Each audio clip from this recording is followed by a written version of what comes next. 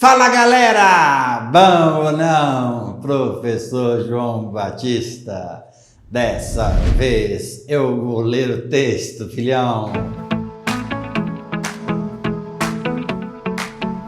Muito bom, galera, já sabe, dê o like, compartilhe o vídeo com seus amigos, inscreva-se em nosso canal do YouTube todas as quintas-feiras a partir das 19 horas, já sabem, né? Lives bombásticas aqui em nosso canal. Aproveite a oportunidade e seja membro neste canal e desfrute de vários benefícios. Top! Professor, é verdade que hoje você vai ler o texto? Ai, filha, é verdade, tá? Eu até separei uma questão muito bacana aqui para a galera. Vou ler o texto, mas é óbvio, né, filhão, que eu peguei uma questão com um texto menor, né? Para nós ganharmos tempo, porque as aulas realmente elas precisam ser bem interativas entre mim e os alunos, né? Cuidado para você não falar entre eu e você, ou entre eu e os alunos, tá? A preposição entre, né? Após a preposição, você deve colocar um pronome oblíquo entre mim e ti, por aí vai, né? Você só vai colocar um pronome do caso reto eu, na verdade, se o eu se tornar sujeito, não é verdade?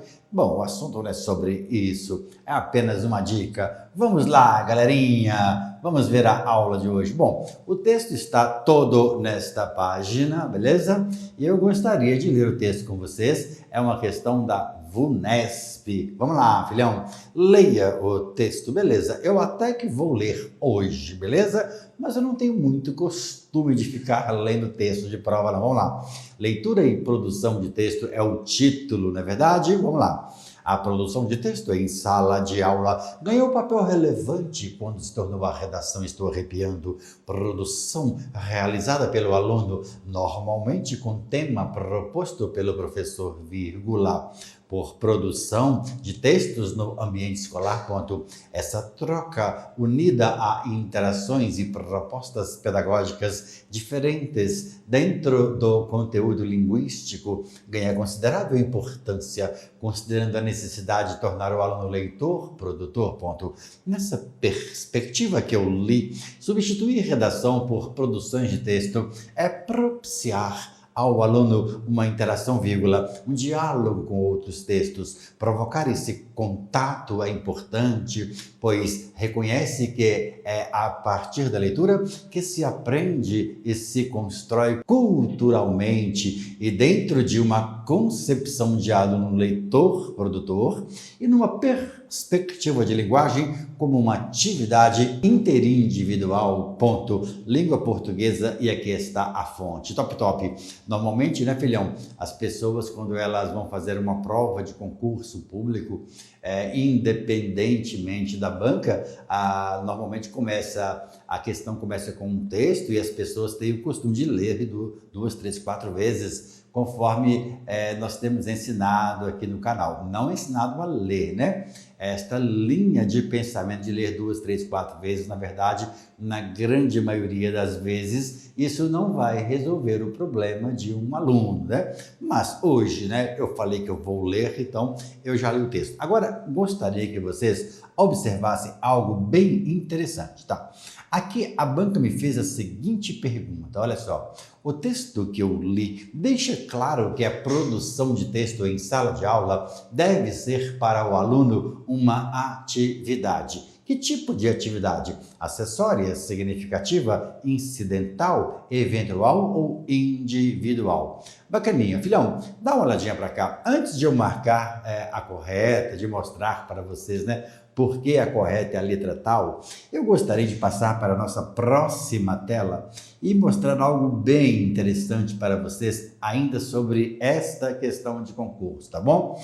Bom, aqui nós temos a palavra acessória brigando com a palavra significativa, logo brigando com a palavra incidental, eventual e individual, tá? Bom, e a banca então ela me perguntou que tipo de atividade deve ser para o aluno e colocou as alternativas conforme nós acabamos de ler. Primeiro detalhe, nenhuma destas palavras estão no texto. Olha só, filhão, eu fico assim meio impressionado, eu começo a arrepiar, filhão, sabe por quê?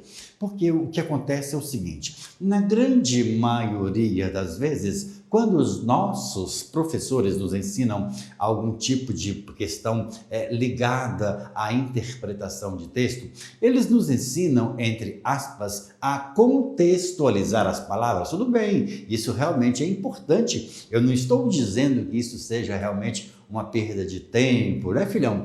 Qualquer tipo de elemento dentro de uma estrutura, quando você estuda, quando você aprende, certamente aquilo vai trazer algo de benefício para você.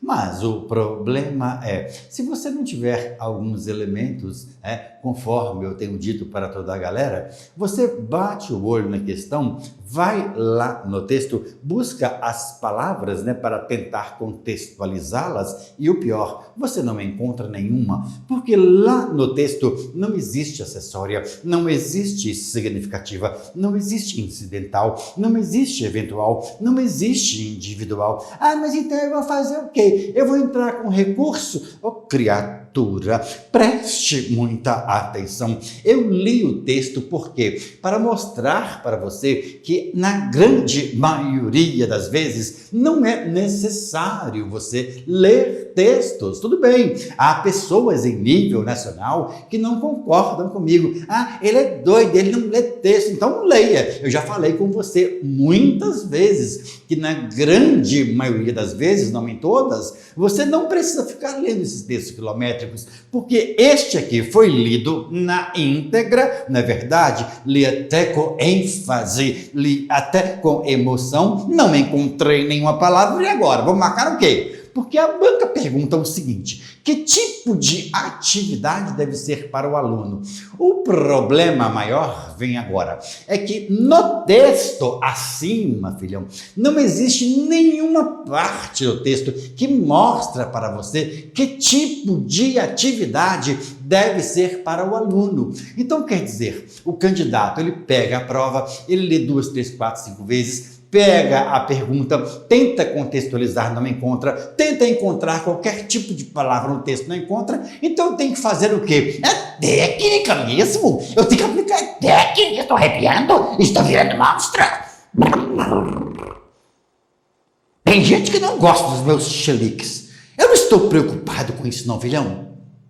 O importante é que você aprenda alguma coisa. Tá, mas qual é o gabarito? Acalma o seu coração, filhão. Eu preciso aplicar técnica, não tem jeito.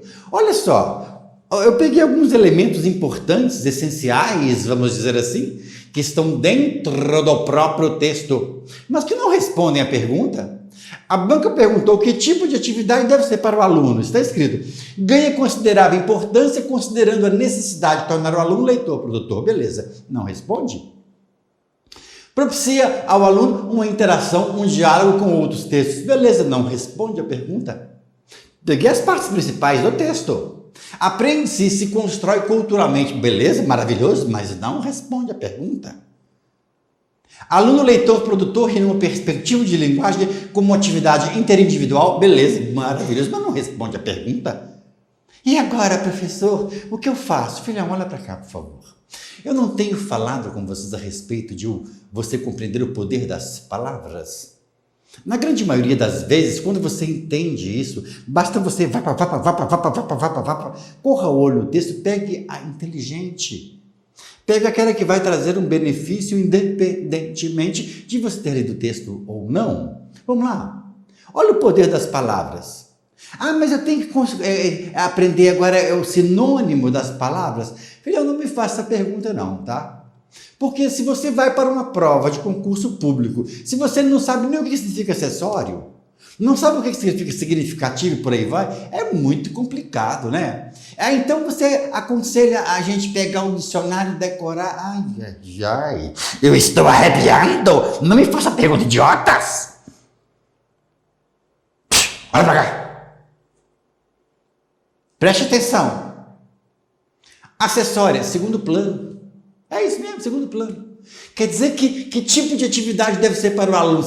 A leitura, a produção de texto é segundo plano. Só que há professores que acham que a produção de texto ela é em segundo plano e marcam o acessório e vaga e quebra a cara. Top, top. Incidental, segundo plano, sem tanta importância. De vez em quando eu passo isso mesmo. Da mesma forma, eventual, de vez em quando. Quer dizer, se o professor, se o candidato, quando vai fazer a prova, se ele já tem o pensamento da produção de texto como uma coisa eventual, ele fica realmente, marca o eventual ou incidental, ou até mesmo acessória.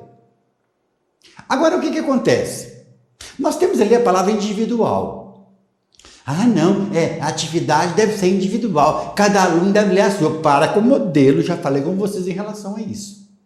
A única palavra que eu percebo lá no texto é a palavra interindividual, tá bom? O que significa interindividual? É a relação entre os indivíduos. Opa, mas isso é bom, professor. É isso mesmo. A banca tem uma tendência natural de induzir o candidato ao erro.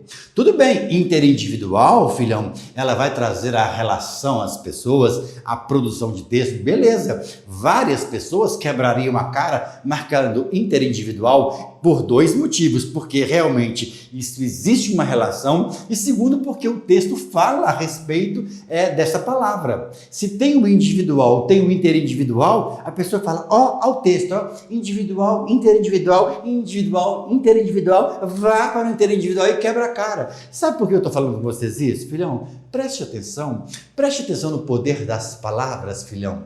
Na vida, filhão, as coisas precisam ter um significado, não é verdade? Tem que haver um significado, o fato de você estar aí assistindo a esta aula. Tem que haver um significado de eu estar aqui ministrando esta aula para você. Este pincel tem um significado. Esta palavra é muito forte, tá? Que tipo de atividade deve ser para o aluno? Aquela que vai ter significado para ele vá para a letra B de bola. Top, top, galera! Gostou da aula? Então agora, já compartilhe o vídeo com os seus amigos, top, top. Aproveite, filhão, já acione o sininho aí para você ser notificado dos próximos vídeos. Valeu, galera, um abraço, até a próxima, tchau, tchau!